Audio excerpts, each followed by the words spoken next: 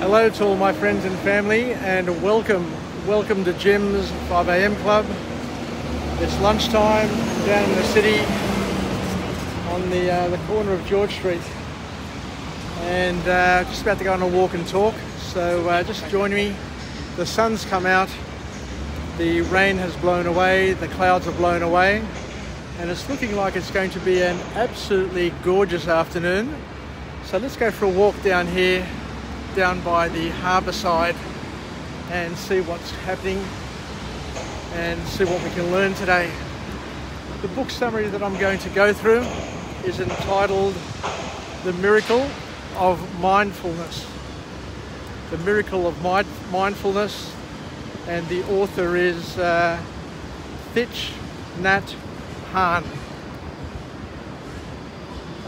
who happens to be a Zen master. But what we'll find is a lot of these principles, a lot of these Buddhist principles here have parallels with our Christian beliefs, and what I'll do is I'll try and tie them together as we're stepping through them to eliminate some of the mysticism as well as I can. So the author here talks about the miracle of mindfulness, and states here, kicks off with a message saying that in mindfulness one is not restful and happy, but alert and awake.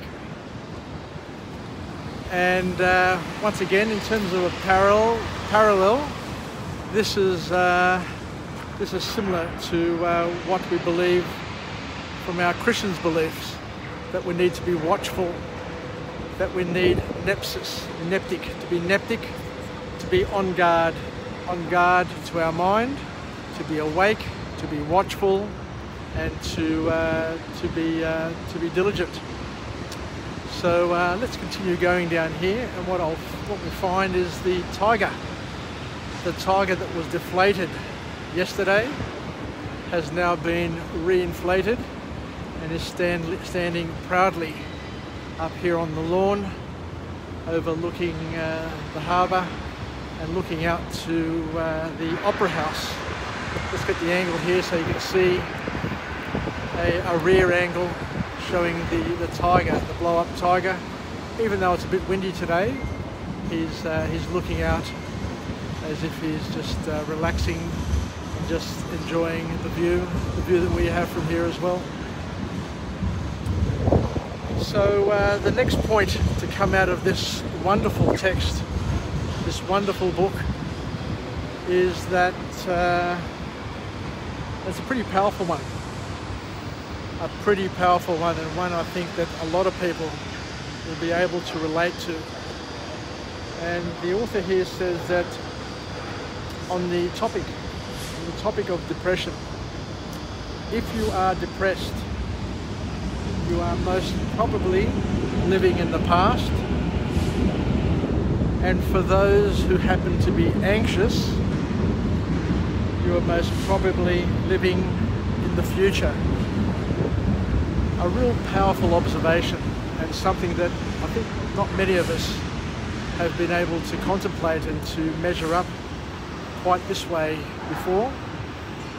But whenever you're chatting to somebody and they're suggesting that they're depressed, you may want to query, whereabouts are they living? Are they living in their past, or if they're overly anxious? So once again, seek to find out whether or not they're spending too much time dwelling in the future or worrying about the future. Because the author has a call to action, and the call to action is to live in the present as best you can, which is very, very similar to a lot of the Christian practices that I've been brought up on. Because within the Greek Orthodox Church at least, we're called to not live in the past, not live in the present, in the future, but to live in the present.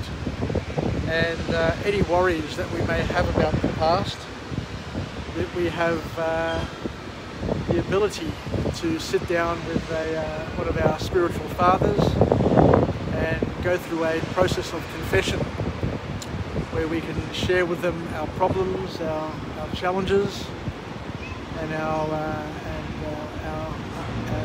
upset and our hurt at those feelings, and the priest will be able to, through the power of the church, to absolve us of those sins or of those problems that we've had in the past, and free us up from the burden of dwelling in our past. And the other important lesson that we learn from our Christian faith is not to worry too much about the future, because we need to delegate our future and to leave the future to God, and basically just to accept God's will and to not worry too much about our futures, but to focus on doing the good works and doing whatever we need to do to live in the present, to enjoy the present, to contribute to the present, and to be here and now. So the author then has 3 points which they highlight in this book, and we'll just step through a couple of those points. The first point is on meditation. And meditation is a practice which one could say is very similar to being prayerful, to being humble. And the author here talks about the importance of learning good breathing techniques in order to be able to settle your mind and to be calm, to have a calm state. And meditation is all about becoming present and to not spend too much time in the future and too much time in your past, and to live consciously in the present, in the moment, in the now.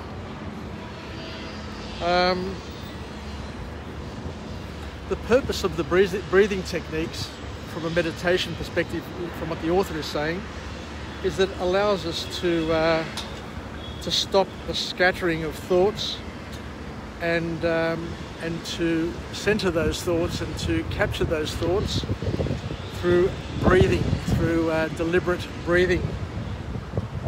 Just like from a Christian perspective, when we pray, the importance is to make sure that your mind isn't scattered and going off on tangents, and to be present here and now, and to try and keep things on the, what am I trying to say, just to keep things focused. And it's one of the challenges that we all face, regardless of whether or not you're following a Buddhist faith or a Christian faith or any other faith. You know, to be centered, to be focused, to live within the present moment without being distracted is a challenge that we all face.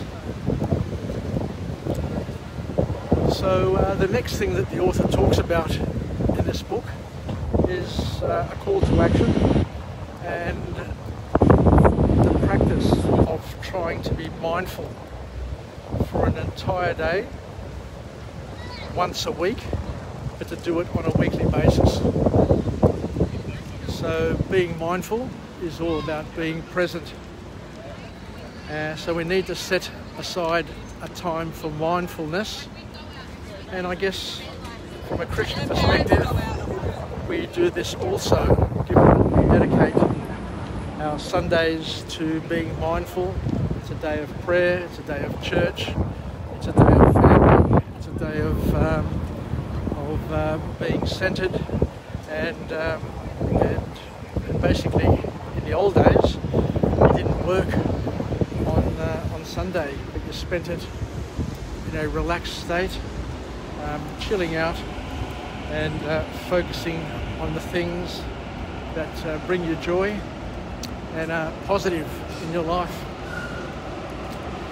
So as you can see, there are a few parallels here that we're bringing between one religion or one belief system and another, and it's quite empowering to see that there are bridges and there are similarities and commonalities that we can leverage and enjoy.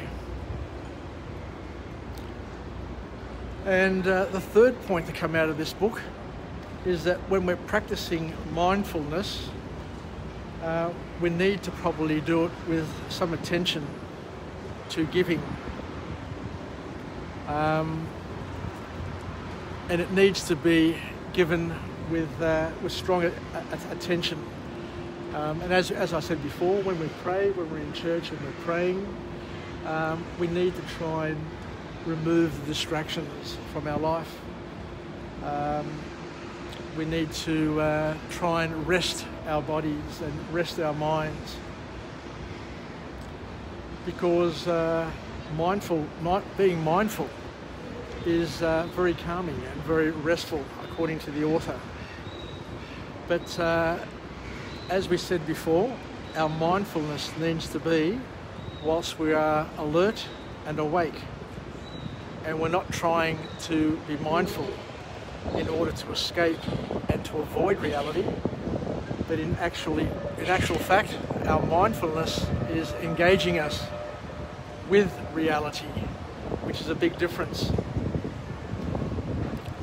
So the next thing that the author talks about in terms of our being mindful and practicing mindfulness is that we need to acknowledge our emotions and not to fight them, as no emotion is less than any other emotion, and they are all part of you.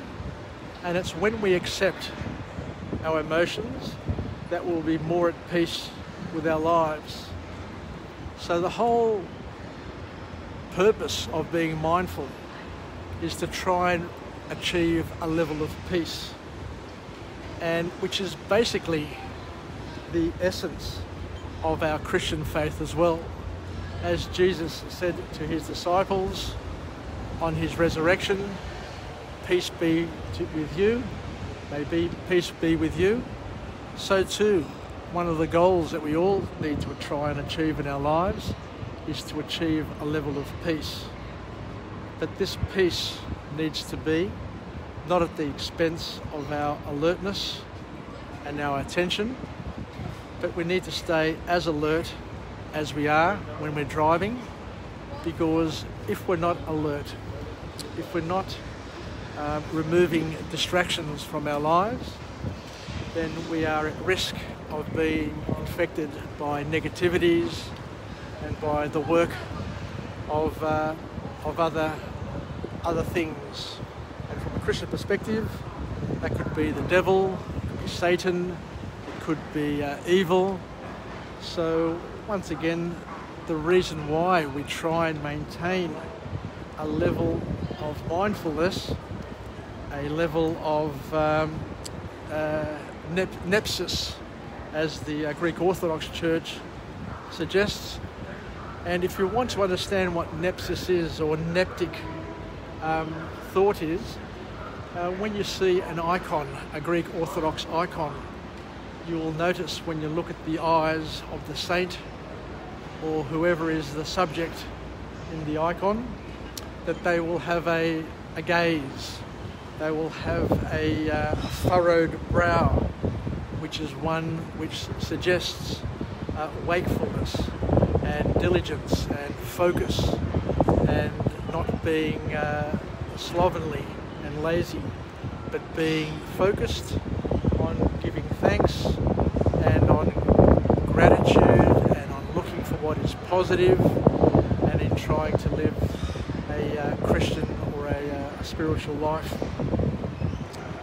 So I think I'll leave it there. It was a bit of a challenge today, trying to talk about a topic which is a little bit challenging to most people, but I always enjoy trying to build a bridge and trying to look for things that we have in common to help not only myself, but to help those around us see where there is a common element, so that we can build a bridge and join together, as opposed to separating and trying to be different and breaking us apart.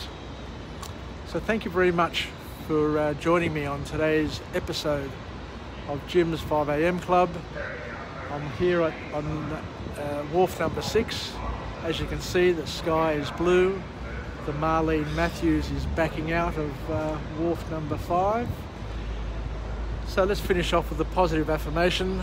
I'm alive, I am well, and I feel absolutely great. To my friends and family, stay connected, stay relevant, stay reasonable, and most importantly, let's take a powerful lesson from this book entitled The Miracle of Mindfulness, and understand that living in the present is the key to being peaceful and to living with joy and happiness. And if you are depressed, or if people that you know are depressed, try and find out if they are, or you are, spending too much time living in your past, or if those are anxious or you're anxious, to see if you're spending too much time worrying about and living in the future. Because the past is past, the future is unknown, and all we have is the present. And you're invited to focus on living in the present by being present. If you have any problems, any challenges, any things that depress you about your past, then if you're Christian, if you're Greek Orthodox like I am, then you can spend some time confessing those challenges to your spiritual father, who will bless you and give you will absolve you of those sins and of those worries, so that you relieve yourself of the burden of those things. And if you're worried about your future, then the best thing to do is to pray and delegate those things to God and let Him deal with those sorts of things, as only He knows how to deal with them, and to accept whatever God's will is.